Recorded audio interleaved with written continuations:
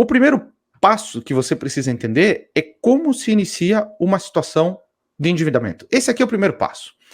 Por quê? Porque sem saber como a gente entrou nesse buraco, a gente não tem como sair. Então é o seguinte, basicamente são 3 grandes problemas que levam uma empresa ao endividamento, ao vermelho. O primeiro é um problema de fluxo de caixa. Então, a empresa fez uma ampliação, comprou estoque. Tá aqui. Eu vi que tá entrando mais gente agora, deixa eu colocar aqui. Envie suas dúvidas nos comentários que ao final eu respondo todas elas. Então, primeiro problema. Problema de fluxo de caixa. A empresa fez uma ampliação, comprou estoque se preparando para uma data comemorativa, abriu uma filial, qualquer grande ampliação que requeira caixa, que requeira dinheiro. Qual que é o problema aqui? Geralmente o caixa sai num curto período de tempo, essa semana, e você vai reaver esses valores ao longo, depois do Natal, depois da Black Friday, lá em algum momento no futuro.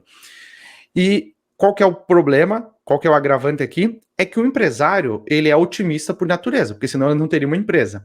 Então, geralmente ele estima que vai gastar um valor e acaba gastando um pouquinho mais, e estima que vai gastar um valor, que vai faturar um valor e acaba faturando um pouquinho menos. Consequentemente, o resultado é bem menor.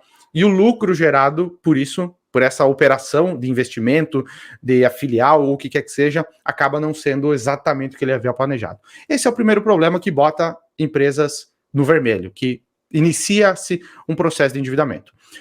O segundo problema são prejuízos acumulados.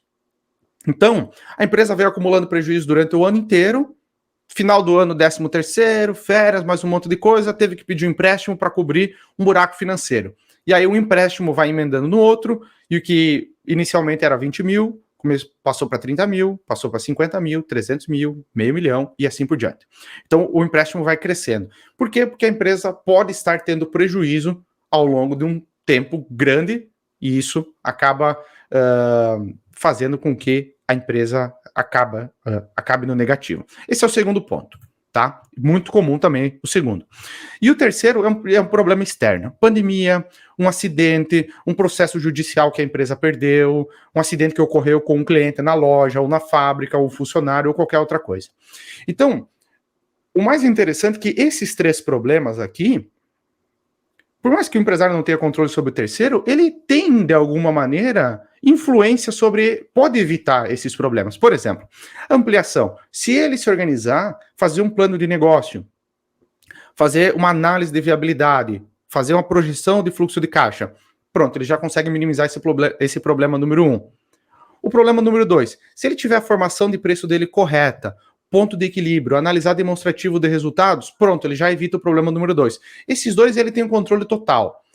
O problema 3, ele não tem controle total, mas ele pode, por exemplo, administrar bem, ser muito mais conservador na administração e nos investimentos. Ou seja, deixando o dinheiro em caixa, prevendo qualquer problema futuro. Um acidente ou processo, ele pode ter seguros, por exemplo, para justamente se proteger contra isso.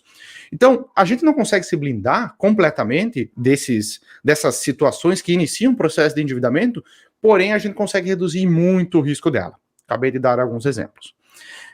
O outro ponto aqui, antes da gente passar para o próximo slide, o que acontece aqui? Eu vejo que é muito comum, inclusive o Guilherme Bertolini falou isso no nosso Gcast da semana passada. Se você não assistiu, só acessar renansassi.com/Gcast, você vai encontrar a lista de todos lá. Então, o que acontece?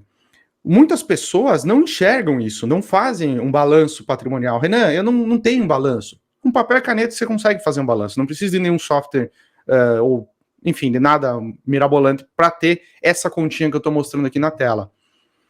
E o que acontece? Como muita gente não tem noção se a empresa está no vermelho ou não, a única coisa que o empresário enxerga é o seguinte: estou vendendo, estou pagando as contas. Logo, as coisas estão indo bem. Só que as coisas estão indo bem, daqui a pouco a empresa está no negativo. Está em 200 mil reais negativo, 500 mil reais, 1 milhão de reais negativo. Eu já vi empresários, vários inclusive, com mais de 1 milhão de reais de patrimônio líquido negativo. Que é esse númerozinho aqui? O nome parece complicado, patrimônio líquido, mas é basicamente tudo que a empresa tem, menos tudo que ela deve, o resultado é negativo 1 milhão. Basicamente é isso. O que acontece? O empresário se engana muitas vezes Porque ele tá vendendo, tá pagando os boletos, então a empresa tá funcionando, então tá tudo bem. Só que às vezes a empresa está no negativo. E por que ele não vê isso? Porque ele não para fazer esse tipo de conta. Porque ele não tem um balanço patrimonial, porque ele não tem o demonstrativo de resultado para saber qual que é o resultado mensal da empresa e assim por diante. Tá bom, pessoal? Então, não se engane. Renan, tô vendendo e tô pagando os boletos. Isso não significa que a sua empresa está saudável do ponto de vista financeiro. Ela pode estar há alguns meses de quebrar. Como que você sabe disso? Fazendo um balanço patrimonial. Basicamente é essa conta que está aqui na tela.